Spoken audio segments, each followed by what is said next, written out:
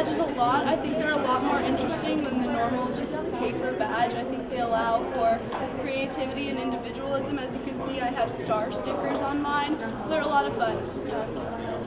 Personally, I hate them. Yeah, I think that I've gotten in trouble before because they're too low because I want them on like my belt loop, but no, it has to be up and it ruins the pose. I don't like the pins, and people are complaining about the around the neck paper ones, but who cares? Like, just wear it like a necklace. It's fashionable. Unfortunately, the metal badges won't be returning. Well, you heard it here first. Thanks, Marissa. What is love? Baby, don't hurt me. Don't hurt me. No more. What is love? What is love? Let's find out. Valentine's Day is over. The shower of rose petals, teddy bears, and tears has stopped. But the spirit of community continues with one love. The strategy of spreading compassion is the heart of their mission. By paying it forward and spreading love wherever they go, the West Valley YMCA delegation of One Love has found a way to bring the universe together under an umbrella of unity. Aww. We spoke with some of them to see their side of the story. It actually started from a Bob Marley song. Bob was trying to rebel against a system of tyranny as far as England goes, but he wanted that song itself to mean something more dimensional than that. And as I was working with a lot of young people who kept wanting something more significant as far as their whole system, this concept of one love, a philosophy of one love, really took on a whole new meaning. One love to me is making friends and unity and every togetherness, I'd say. Does the tie-dye symbolize anything with One Love? I'd say all these unique colors together forms diversity and shows that we could be together. So we started sitting down and saying, how can we apply this one love principle? So I started thinking, we have this philosophy called One Love, and we want to create a revolution of love called LEvolution. So the idea is this LEvolution is saying, bringing all kind of people together, not just Y&G, but California itself, and then from California to do the nation, and from the nation, the world. One Love is known for paying it forward. What is paying it forward with One Love? Paying it forward is basically like sharing the love and sharing like everything that you own, everything that you can contribute to this delegation and to YNG in total. And like the main thing is spreading the LEvolution, which is sort of like a revolution, but more with like love and feeling. And if any of you girls out there want some of my LEvolution, I'll be glad to give it to you. I think something that's really important is the unity in California, where it doesn't matter if you're NorCal or SoCal, and that One Love is a California thing and hopefully a universal thing. I'm a big guy, and there were those nights where I spent some lonely times by myself.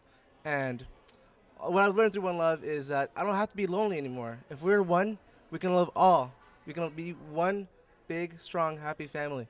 So do everything we can to take it from here to California to the world. It's all about the revolution of love called LEvolution. So help us out and support that. Wear your hearts, do everything you can to meet someone new, create a political change by focusing on love as the way, the vehicle to make a change. Thank you. LEvolution this week. Thank you. Thank you so much. Back to you. All right, delegates, now it's time for your presidential election update.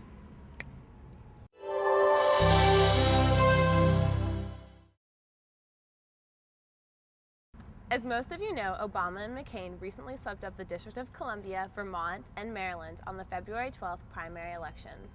This was quite shocking on the Democratic side, as Hillary had recently been proclaimed the winner of Super Tuesday, conquering the wonderful state of California. And some people, such as Ann Coulter, are even speculating if Clinton is more conservative than McCain.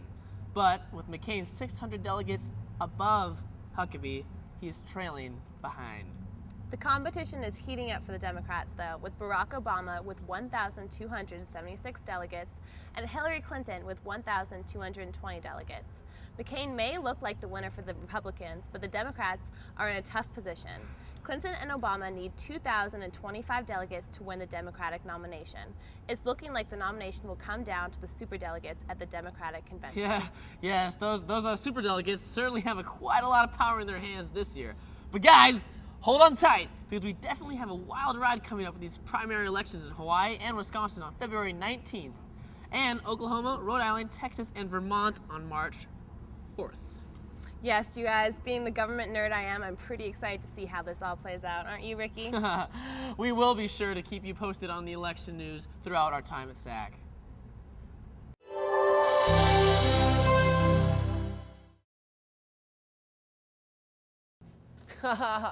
Wow, I'm just really excited for these elections coming up. It just makes my day to hear stuff like that.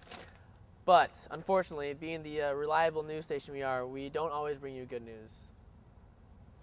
Police have identified the gunman at Northern Illinois University who killed 5 students before taking his own life.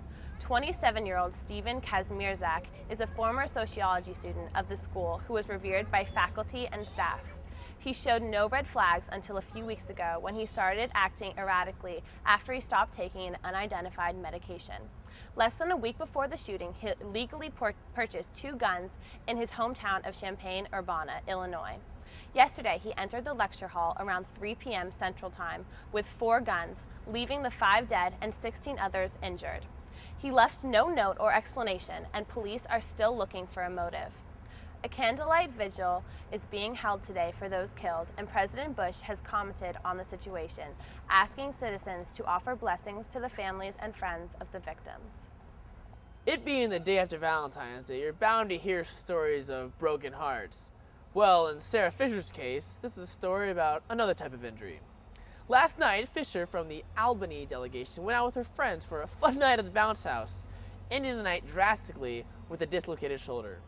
Sarah had previously dislocated her arm before in a soccer game, but now Sarah's back in the action of SAC and is definitely more careful and telling us she would probably not be going to the bounce house again. This morning, a very controversial bill was debated in Blue Senate. Senate Bill 209 will provide public high schools with condom dispensers. Bill sponsor Byron Corbota said 1 in 3 teen girls becomes pregnant. Proponents argue that teen pregnancy puts the mother and child at risk. Also, having condoms readily available in public schools would decrease teen pregnancy and sexually transmitted diseases. Profits from condom sales would go to the maintenance of the machines, purchase of more condoms, and to the schools. For those against the bill, they said that the schools should not be responsible for selling condoms that are not even proved to be 100% effective.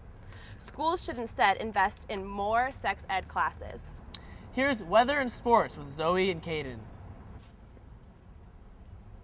Oh, hi. I'm Zoe Jardine here with the weather today for Eyewitness News.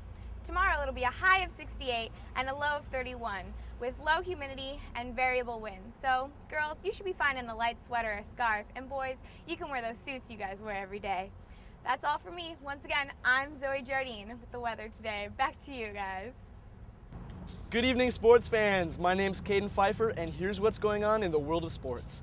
In college basketball, Stanford blew a 7-point lead with only 1 minute and 47 seconds left in the game and lost in overtime to Arizona State, 72-68.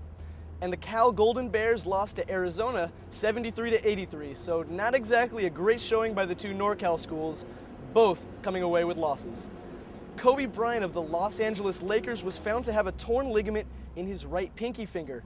A hand specialist recommended Bryant to undergo surgery to prevent further injury to his finger.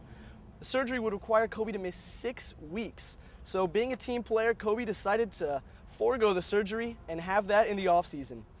With his right hand now injured, Kobe's going to have to learn how to use his left hand, for layups. Speaking of left hands, the drivers of NASCAR's Daytona 500 qualifying races made plenty of left-hand turns yesterday in hopes of earning their way into the big race on Sunday. Dale Earnhardt Jr. and Denny Hamlin were the day's big winners and are now the early favorites heading into Sunday. That's all for today's sports news. Once again, I'm Caden Pfeiffer, Eyewitness News. This has been a great second day, you guys. I hope you had fun. Yep. We're going to have to make like a banana and leave. Good night.